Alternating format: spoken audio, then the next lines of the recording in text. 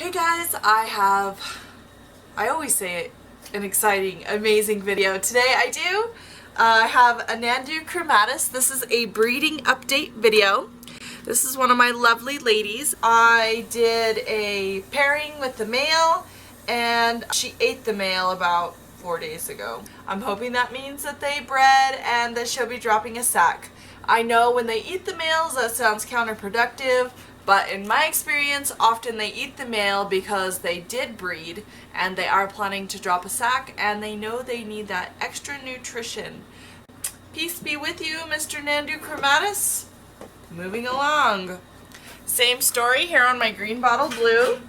I paired her with my male. She consumed the male and you can see she's a nice weight, nice size. And I am hoping to have egg sacs from both of these lovely ladies in the very near future. All I do is document the date of the breeding or when they ate the male, and then I just keep an eye on them, and hopefully I will have egg sacs from them. This is one of my OBTs. You can see she's a little bit skinny right now because she is guarding her beautiful egg sac. She also ate her male, and that's terrible, and I'm sad, don't get me wrong, but sometimes it cannot be helped. Of course, I'm looking to make sure I didn't get any of her little toes caught, and that was my Nhandu chromatus, green bottle blue, or Chromatopelma cynopubescens, and OBT. Moving along. These are my 6-week-old first instar Poecilotheria Fauciotta. These babies are the ones that are half owned by Rick Blauman. And I did a video previous to this. This female actually double clutched, so that was really exciting. So these are the babies from that second clutch from the Poecilotheria Fauciotta mama. Now on to some really exciting news. This is my Hapalopus species Colombia large, also known as pumpkin patch. They are a dwarf species, even though it says large. There is a Hap species small that's even smaller, obviously. This sack was dropped by her about 2 weeks ago. I am going to go ahead and pull it because I had another one from my other female and she ate it recently. Here we go. My intention is to take it away from her without hurting her or having her injure the sack. She's a new mom. That wasn't too difficult. Sorry, mommy. You can see she's a little bit skinny right now, but looking good. She's gonna get fed and watered really heavy. And I am really torn about whether to open this sack now, so I think I'm just going to examine it. It feels fairly soft. It feels loose. And unlike snake eggs, tarantula egg sacs do get turned regularly, so this isn't gonna hurt it. I think I'm just going to take a little peek. I'm not gonna open it all the way. I'm just going to open it and sort of see what's going on in there. I can always reclose it if they look premature, but if they're beginning to molt out and I have some dead zones and I remove those, it will keep those areas that are beginning to degrade from killing the other eggs around them. I am in and I'm seeing eggs with legs. I'm going to go ahead and open this up so you guys can take a look. This little one here is a egg with legs, and this is just an egg. They're just beginning to hatch.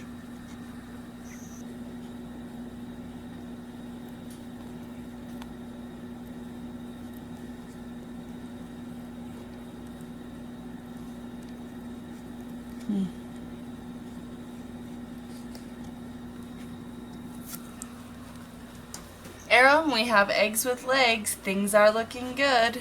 You should have babies in the mail before too long. Again. Now for the fun stuff, I have an egg sac from my Poecilotheria rufilata, and you can see she is guarding it well. This is going to be exciting because those of you who know anything about the genus Poecilotheria know this is not a mama you want to mess with. So I'm actually going to stand up. This is an arboreal species that is incredibly fast, and she'll crawl up my arm and be on my face before I could even stand up. I don't know if any of you noticed the plastic over the top of this tank. It was just a thin piece of like party tablecloth plastic that I use on some species because I have found that the egg sacs tend to dry out, especially since you can't, every time you open the tank and disturb the mother, you're putting the egg sac at risk because she would rather eat the egg sac and sacrifice it and live to be nourished and reproduce another day than simply believe that her offspring was being sacrificed. She's holding onto it with her toes. Ooh, she is mad. And then being left in the weakened state that a mom is left in after having all those eggs and then not eating or drinking all that time. So basically I do that to preserve the humidity that the mother needs to stay well and that the egg sac needs. Of course, anytime I take an egg sac from a mom, I always reward them with a lot of food and water immediately after. That'll be first on my to-do list, is to feed and water up all these moms that I've just taken egg sacs from. The sac feels really good.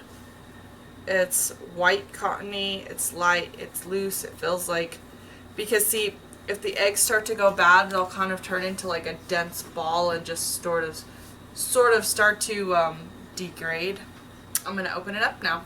If you're just tuning in, this is my Poecilotheria egg sac, just pulled from the mom.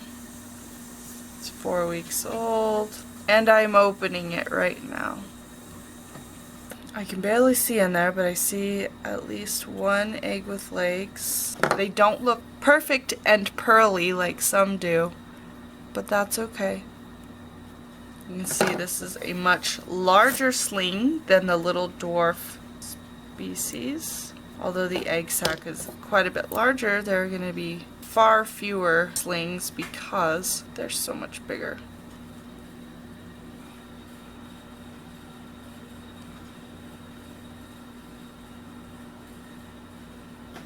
Got one or two left stuck in here. I will remove them, and then I actually have begun leaving the egg sacs in with them because some of them do like to kind of crawl back in there and just hide out, which is okay. And you can see again, we have a 100% success rate with every single one of these babies looking nice and fat and healthy.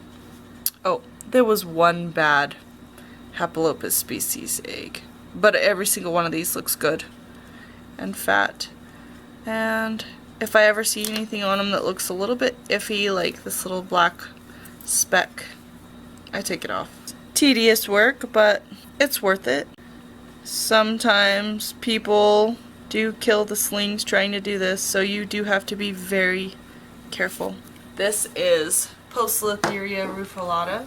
You can see that there aren't as many babies, but a successful egg sac. I'm very excited about this. And pretty soon I will have first and second instars that are feeding and growing, and what's more wonderful than that?